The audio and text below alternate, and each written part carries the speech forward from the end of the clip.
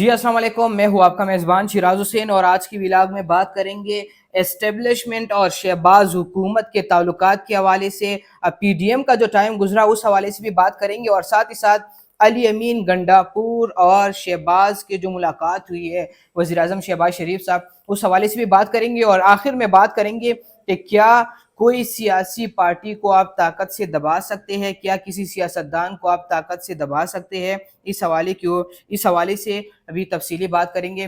तो सबसे पहले बात करेंगे एस्टेब्लिशमेंट और शहबाज शरीफ के जो ताल्लुकात है, वो अगर पीडीएम का टाइम हम देखें तो उस टाइम को मद्देनज़र रखते हुए शहबाज शरीफ और एस्टेब्लिशमेंट के दरमियान जो ताल्लुकात है वो ठीक है, वो बेहतर है। और पीडीएम में भी पीडीएम टाइम में भी शहबाज शरीफ साहब ने जो है वो बड़ा अच्छा रोल प्ले किया एस्टेब्लिशमेंट के साथ। लेकिन नाज़रीन, अगर मैं आपको बताऊं तो शहबाज शरीफ साहब का मुकाबला किसको है, शहबाज हुकूमत को ख़तरा किससे है? शहबाज हुकूमत को ख़तरा शहबाज शरीफ साहब से ही है। अगर महंगाई के ऊपर कंट्रोल नहीं करते, अवाम के अंदर आकर वो मकबूलियत नहीं बढ़ाते, तो शहबाज शरीफ साहब के लिए मसला हो सकता है।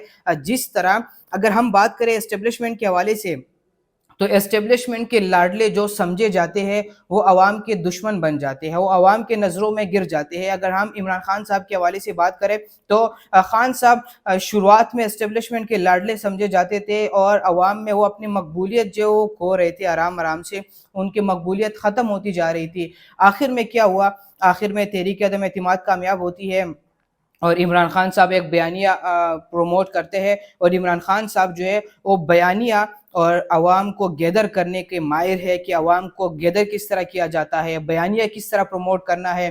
क्योंकि जो पीटीआई का एजेंडा सेल है, जो सोशल मीडिया सेल है पीटीआई का, वो सबसे ज़्यादा स्ट्रांग है आजकल के दौर की। अगर हम बात करें तो शहबाज शरीफ साहब जिसके नक्श कदम पर जा रहे वो सेम टू सेम वही है जो इमरान खान साहब जाते रहे और आखिर में इनको भी वही मसला हो सकता है जो इमरान खान साहब के साथ हुआ था। मसला तो तब बनेगा जब एक्सटेंशन की बात आएगी और फिर शहबाज शरीफ साहब जो जिनके हुक्म पर चलते हैं, नवाज शरीफ साहब, तो नवाज शरीफ का जो अगर हम माजी के बारे में बात करें तो वो एक्सटेंशन देने के हामी कभी नहीं भरते। तो अब देखना होगा कि क्या होता है। और दूसरी जानिब मैं आपको ज़राए से खबर दूंगा कि काबीना में तो फ़िलहाल पाकिस्तान पीपल्स पार्टी का कोई ताल्लुक नहीं है, लेकिन मुस्तकबिल करीब में वो भी काबीना में शामिल हो सकते हैं। ये ज़राए के मुताबिक मैं आपको खबर दे रहा हूँ। और साथ ही साथ बात करेंगे अली अमीन गंडापुर और शहबाज शरीफ की जो मुलाकात हुई है।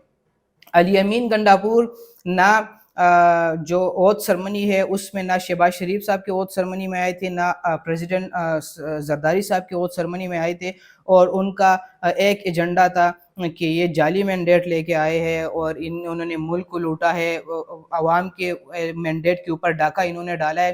तो इस तरह की हुकूमतें नहीं चल सकती। अगर अली अमीन गंडापुर साहब ये समझते हैं कि मैं मरकज़ से लाताल्लुकी का ऐलान करूँगा और खैबर पख्तूनख्वा में अपनी कार्रवाई आगे बढ़ाऊँगा, तो ये उनके लिए मसला हो सकता है। शहबाज शरीफ साहब से उन्होंने मुलाकात की और उन्होंने कहा कि हम मिलकर साथ चलेंगे, क्योंकि सियासत यही है कि आप मिलकर साथ चलें, इससे आपको फ़ायदा होगा। नाज़रीन, अगर पाकिस्तान तहरीक इंसाफ के हवाले से हम बात करें तो पाकिस्तान तहरीक इंसाफ जो लास्ट इलेक्शन रहा 2018 और उससे पहले इवन 2013 के इलेक्शन में भी ये 35 पेंचर वाले बात करते रहे कि इतने हल्के कौल है। और अभी जो पीटीआई का बयानिया है, जो मैं अपनी लास्ट व्लॉग में भी इसका जिक्र कर चुका हूँ, कि वो कहते हैं कि हम 179 यानी 179 सीट्स जीत चुके हैं। उसके ऊपर पीटीआई की जो लीडरशिप है वो एहतिजाज और धरनों की तरफ नहीं जाती, क्योंकि उन्होंने अपनी पार्लियामेंट जो अपनी सियासत है वो बाजार से उठाकर दोबारा, सड़कों से उठाकर दोबारा पार्लियामेंट में गई और ये उनके लिए अच्छी खबर है, वो इनके लिए अच्छी बात है कि वो